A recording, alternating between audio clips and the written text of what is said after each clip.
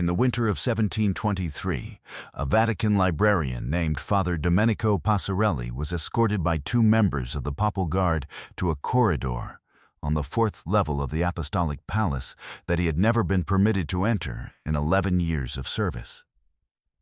He was not given a reason for the summons. He was given a single candle, a blank ledger, and verbal instructions to count. Not to read, not to examine, only to count the number of sealed crates stored along the corridor's eastern wall. He was told he had 1 hour. He was told that nothing he saw inside was to be entered in the ledger by description, only by number. When he emerged 63 minutes later, he had counted 47 crates. He had also, in the final minutes before the guard called him back, pressed his hand against the wall at the corridor's far end and felt, through the stone, a low and steady warmth. The kind of warmth that, in his own words, recorded in a personal diary discovered in the Naples Diocesan Archive in 1961, suggested a room beyond, ventilated and lit, as though it had never been abandoned at all. The following morning, Father Passarelli was transferred to a parish assignment in Calabria. He served there for 19 years without incident. He never returned to Rome. The ledger he had been given, the one in which he had written only numbers, was not returned to him when he left. He never saw it again. What he did keep, hidden inside the binding of a liturgical text, was 4 pages of notes he had written that same night from memory. Those pages surfaced inside the binding when the text was repaired by an archivist at the Naples Diocesan Archive in 1961. They have not been publicly discussed since. The official record of Father Passarelli's transfer states only that he was reassigned in the service of the Holy See, as directed. No reason is given. In the Vatican's own catalogue of the Apostolic Palace's interior spaces, a document maintained by the Pontifical Commission for Sacred Archaeology, and available in partial form through the Vatican Library's published holdings, the corridor on the 4th level where Passarelli counted those 47 crates does not appear. It is not listed as restricted. It is not listed as sealed. It is not listed at all. A corridor that a Vatican librarian walked in 1723 does not exist, according to the institution whose building it is inside. Before we go further, if you find these buried investigations as fascinating as I do, hit subscribe so the next one finds you when it drops. The algorithm tends to suppress this kind of research unless you tell it otherwise. To understand what Father Passarelli was escorted into in 1723, and why no Vatican catalogue has ever acknowledged the space he described, you have to go back not just a few decades. You have to go back to 1448, a time before the Apostolic Palace had taken its current form, before the Vatican Library had been formally established, before the papacy had survived the Western Schism and reconsolidated its authority in Rome. Pope Nicholas V, who reigned from 1447 to 1455, is remembered by official church history as the founder of the Vatican Library and the patron of the humanist scholars who transformed Rome into a center of Renaissance learning. That account is accurate as far as it goes. What it omits is that Nicholas V also initiated a construction project inside the Apostolic Palace in 1450 that is documented in only one surviving source, a single entry in the private account book of a Florentine master builder named Luca di Bartolo, who was paid in 3 installments across 14 months for work described only as the preparation of inner chambers for the keeping of what must be kept. Luca di Bartolo did not specify what he built. He did not specify where. He recorded his payment and the description he had been given in the way craftsmen recorded every commission. and he moved on. His account book was purchased at a Florentine estate auction in 1887 by a German antiquarian and passed through 3 private collections before it was donated to a small museum archive in Munich in 1934. It has never been cross-referenced against Vatican construction records, because the Vatican has never made its 15th century construction records available for cross-reference. What makes the Di Bartolo entry significant is the phrase it uses. The preparation of inner chambers for the keeping of what must be kept is not the language of storage. It is not the language of a library or a treasury. Every Renaissance construction contract that described a library used the word books. Every contract that described a treasury used the word valuables or gold. Di Bartolo's phrase is specific in a way that is designed not to specify. Someone instructed him to write it that way. Someone who understood that the most protected thing in a document is not the information it contains, but the information its language refuses to name. There is one further detail in the Di Bartolo account that has no ordinary explanation. Across the 3 installments of his payment, made in March, August, and May of the following year, the final payment is annotated with a note that does not appear on any of his other commission records, sworn to silence on completion, as agreed. Not sworn to discretion. Not instructed to keep confidence, as was standard for craftsmen working on ecclesiastical commissions. Sworn to silence. The distinction matters. Discretion is a social expectation. A sworn silence in 15th century Florence was a legal instrument with consequences. Luca di Bartolo was bound by formal oath from describing what he had built. He honored that oath. He recorded only the payment and the description he had been given.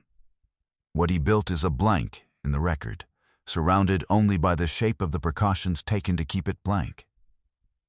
Nicholas V died in 1455. His successor, Calixtus III, left no record of the inner chambers. His successor, Pius II, left no record.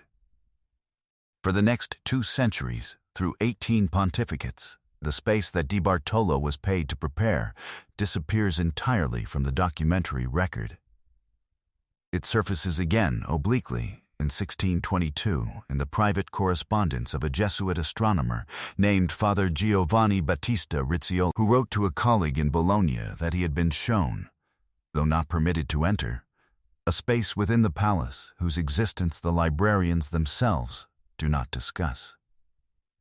Riccioli was one of the most rigorous scientific minds of his century, the man who created the lunar naming system still in use today, who wrote a 1,500-page systematic examination of the Copernican question, and who was trusted by the Society of Jesus with observations and assessments that carried institutional weight. He was not a rumor monger. He was not a credulous mystic.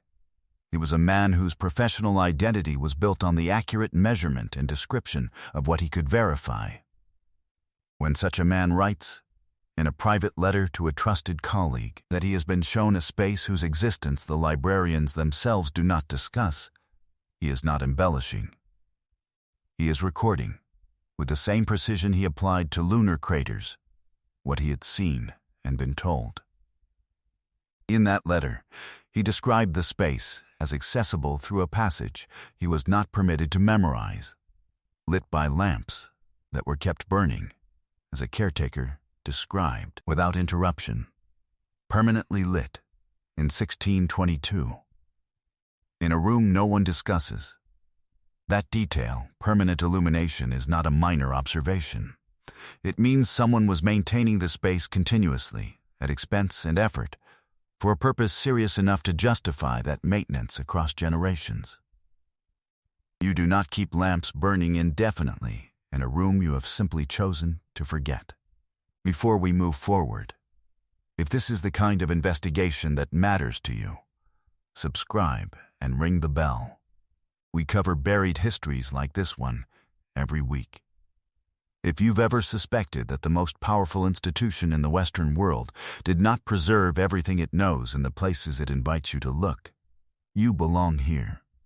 Riccioli's 1622 letter is not the only oblique reference to this space in the century before Passarelli was escorted through its corridor.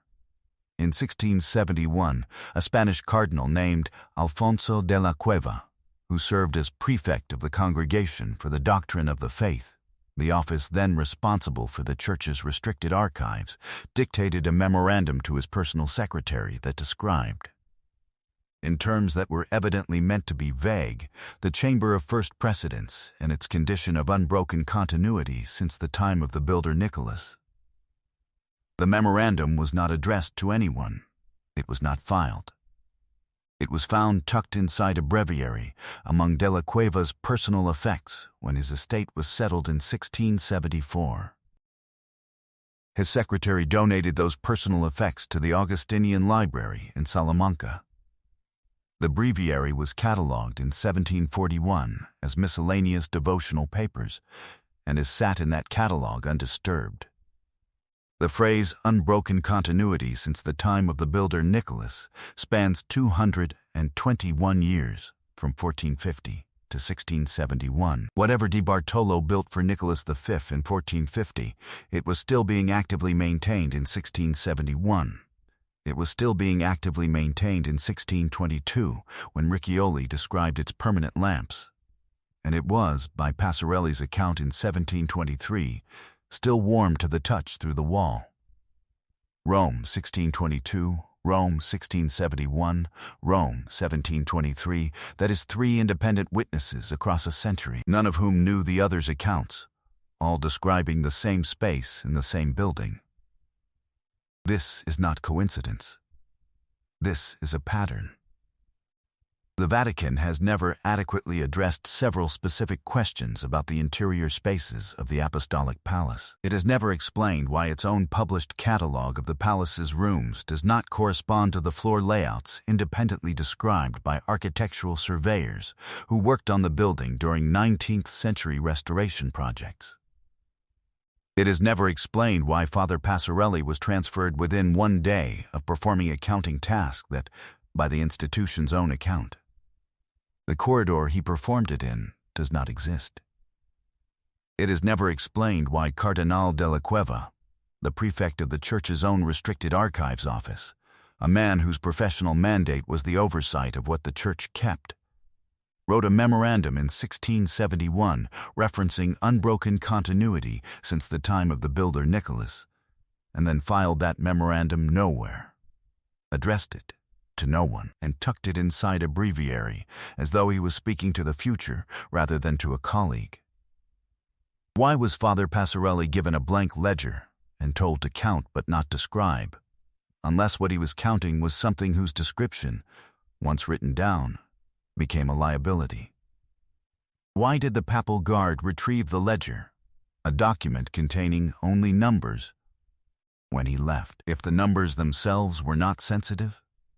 Why would the prefect of the Church's own restricted archives office feel compelled, in a private, undated memorandum addressed to no one, to note the unbroken continuity of a space he did not name, unless that continuity was itself a burden he felt compelled to acknowledge somewhere, even if only to himself? And why, of all the symbols a Vatican craftsman could have placed on 47 sealed crates, did someone choose a surveyor's boundary mark, the notation used not for texts or relics or treasuries, but for the documentation of places on the surface of the earth? These questions do not go away, because institutions refuse to answer them. But here is what makes Passarelli's account different from every other oblique reference to this space. The 4 pages of notes he wrote from memory and hid inside the liturgical binding contain something that neither Riccioli nor de la Cueva mentioned, because neither of them had been inside the corridor itself. Passarelli had, and what he recorded, in handwriting his archivist in Naples described as hurried but precise, the hand of a man writing while the details were still sharp, was not only the count of 47 crates, it was the markings on the crates. not their contents, not any text he could read, but a symbol repeated on the side of each crate that he drew from memory on all 4 pages in slightly varying versions, as though he was trying to get it exactly right.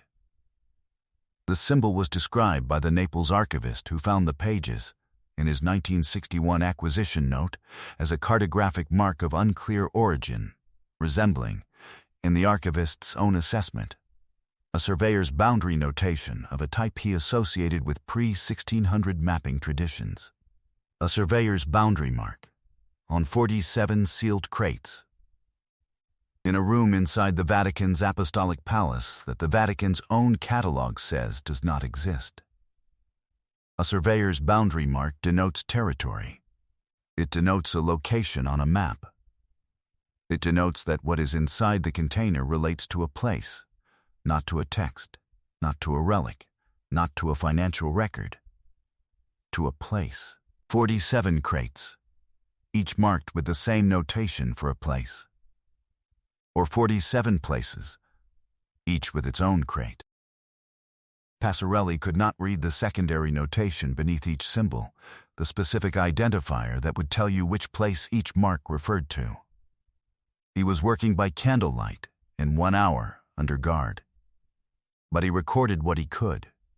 He drew the symbol 47 times across 4 pages, varying it slightly each time as memory reached for precision. What he left behind is not a confession. It is a cartographer's notation system. And anyone who has spent time with the pre-1600 mapping tradition of the Society of Jesus, which surveyed and charted the known and unknown world with a thoroughness no secular institution of the period could match, will recognize the structural logic of what Passarelli drew. The Jesuits mapped everything they touched, and the Society of Jesus, since its founding in 1540, had operated under direct papal authority. In a room inside the Apostolic Palace, maintained continuously, lit without interruption, marked with the notation system of the world's most systematic cartographers. The 4th-level corridor of the Apostolic Palace is still there. The building has not been demolished. It has not been substantially altered in the sections that Passarelli described, a fact that can be verified against publicly available 19th-century architectural surveys of the palace's outer structure commissioned during the Italian unification period, when secular engineers were, briefly, given access to produce documentation for the new Italian state's property assessments. Those surveys, held at the Archivio di Stato in Rome, show a 4th-level interior whose room count does not match the Vatican's own published catalog of the palace. The discrepancy is not large. It amounts to 2 or 3 spaces.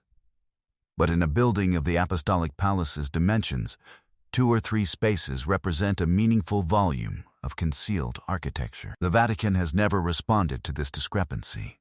No journalist, no academic, and no parliamentary commission of the Italian state has ever formally demanded that it do so. If the corridor exists where Passarelli's account places it, and if the room beyond the iron wall is what his 4 pages of notes suggest, then it has now been continuously maintained for over 3 centuries under the supervision of an institution that commands the loyalty of more than 1 billion people on Earth, and has never, in its entire history, been subject to an independent architectural inspection.